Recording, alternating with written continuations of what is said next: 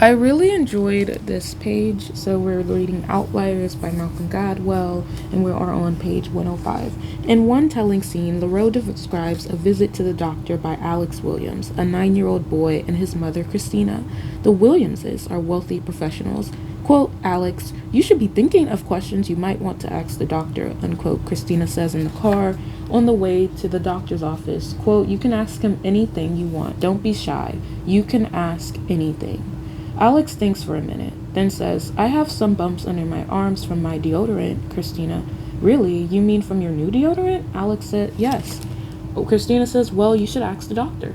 Alex's mother, LaRoe Wright, is teaching that he has the right to speak up, that even though he's going to a room with an older person, an authority figure, it's perfectly all right for him to assert himself. They meet the doctor, a genial man in his early 40s. He tells Alex that he is in the 95th percentile in height. Alex then interrupts. Alex says, I'm in the what? Doctor says, it means that you're taller than more than 95 out of 100 young men when they were 10 years old. Alex says, I'm not 10. Doctor says, well, they graphed you at 10. You're 9 years and 10 months. They usually take the closest year to that graph. Look at how easily Alex interrupts the doctor. I'm not 10. That's entitlement. His mother permits that casual incivility when she wants him to learn to assert himself with people in positions of authority. The doctor turns to Alex. Well, now, the most important question. Do you have any questions you want to ask me before I do your physical? Alex says, only one. I've been getting some bumps. Doctor says, underneath your arms? Alex says, yes. Okay, I'll have to take a look at those when I come in closer and see what I can do. Do they hurt or itch? No, they're just there. Okay, I'll take a look. This type of interaction simply does not happen with lower class children, and that is true, right? LaRoe says they would be quiet and submissive with their eyes turned away. Alex takes charge of the moment in remembering to raise the full question he prepared in advance. He gains the doctor's full attention and focuses on an issue of his choosing. In doing so, he successfully shifts the balance of power away from the adults and towards himself. The transition goes smoothly. Alex is used to being treated with respect. He is seen as special and as a person worthy of adult attention and interest. These are the key characteristics of the strategy of concerted cultivation. He is behaving as much as how he does with his parents. He reasons, negotiates, and jokes with equal ease. And it's not genetic. Alex Williams didn't inherit skills to interact with authority figures from his parents and grandparents, not the way he inherited the colors of his eyes, nor is it racial. It's not a practice specific to either the black or the white people. As it turns out, Alex Williams is black and Katie Brindle is white. It's a cultural advantage.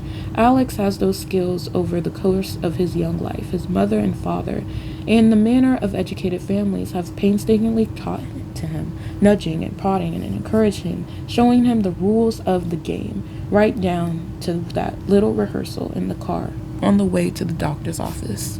And that's the advantage of class.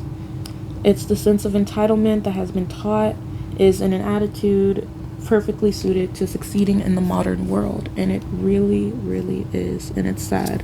So we're going to look at page 191, and I enjoy the talk about communication because I'm horrible with that.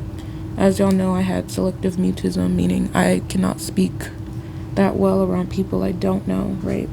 Think about what was required of Ratway. So this one is about the planes and flying a plane so that, there's like a woman on board who's sick, make sure it doesn't crash, blah-de-doo. He had to be a good pilot. That goes without saying. He had to have the technical skills to land heavy machinery, right? And then, but almost everything else Ratway did that made the emergency landing a success fell outside the strict definition of piloting skills. He had to weigh the risk of damaging his plane against the risk to the woman's life, and then the risk. Once that choice was made, he had to think through the implications of Helsinki versus Moscow for the sick passenger in the back. He had to educate himself quickly on the parameters of the airport he had never seen before. Could it handle one of the biggest jets in the sky at 60 tons over its normal landing weight? But most of all, he had to talk, and we're on page 191, to the passengers, to the doctors, to his co-pilot, to the second crew he woke up from their nap, to his superiors back at home in Dubai, to ATC at Helsinki. It is safe to say that in 40 minutes that passed between the passenger's stroke and the landing in Helsinki, There were no more than a handful of seconds of silence in the cockpit.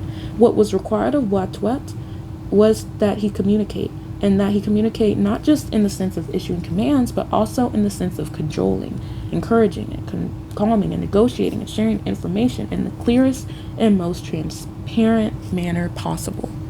So now I'm going to read to you 2:17. So that was just saying how when you land a plane, this whole chapter is dedicated to how when you land a plane, you need people that aren't scared to communicate with each other. And in cultures where people have to be scared of authority, for example, America isn't known for that, but of course we have that fear of authority. But yeah, South Korea is more known for it, where there is definite differences.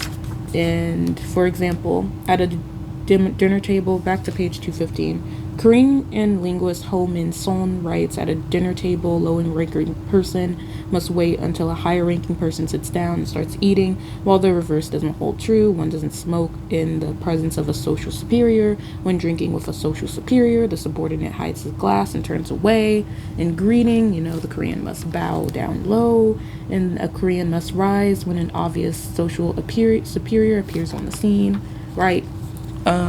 Different power differences. And then in 2:17, back to it, there was a conversation between an employee and a division chief. And South Korea had a lot of plane crashes, but then they went to get training by like American pilots so that they can learn how to talk to each other so they do not keep having crashes, because again, you have to communicate certain things. Kwachang. So a Korean person to a chief, which is Kwachang, is the chief. It's cold and I'm kind of hungry. Meaning, why don't you buy a drink or something to eat? Mr. Kim will ask, which is a lower employee, how about having a glass of liquor? Meaning, I will buy liquor for you. Kwachang says, it's okay, don't bother. Meaning, I will accept your offer if you repeat it. And then Mr. Kim will say, you must be hungry, how about going out? So Mr. Kim is insisting, yes, you should stay and get liquor, I will do it, buy it for you. And then Kwachang says, shall I do so? And that real meaning is I accept. And yeah, this is a hidden little language, but it's not good because again, there are certain jobs where you need to communicate like directly and not just be quiet about things and tiptoe around the subject. As well, you have to have like a certain authoritative type of tone, which he even like looked over this plane crash, and the guy would say, yeah, my plane is out of gas, but he didn't say it even in an urgent tone, like we are out of gas, we're going to crash, because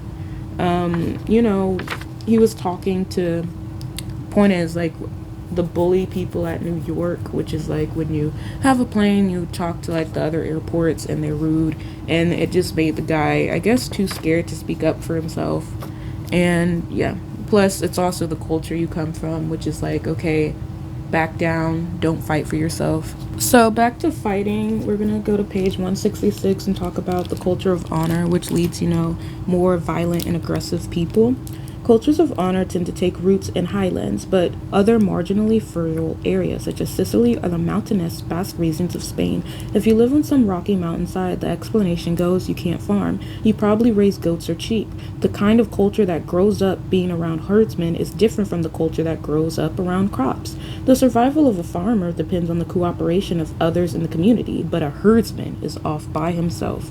Farmers don't have to worry their livelihood will be stolen in the night because crops can't easily be stolen.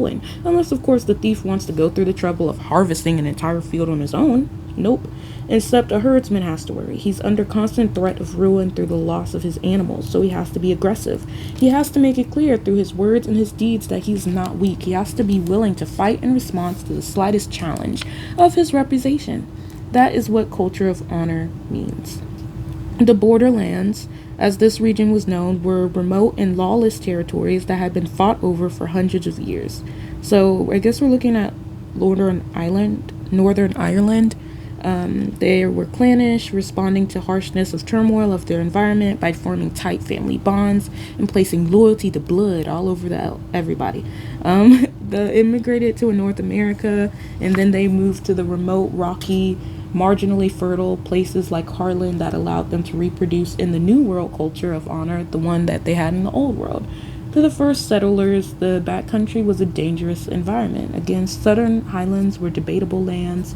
So there was like no authority, no government. The borders were more at home than others in this anarchic environment with no structure, no laws. And so, yeah, they had their own family system, their warrior ethic, their farming and herding economy, their attitudes towards wealth and working power. And yeah, it was a dark and bloody ground. And a lot of people was like, yeah, I can survive because I'm used to fighting for my sheep and my crops and having my family who fights for me.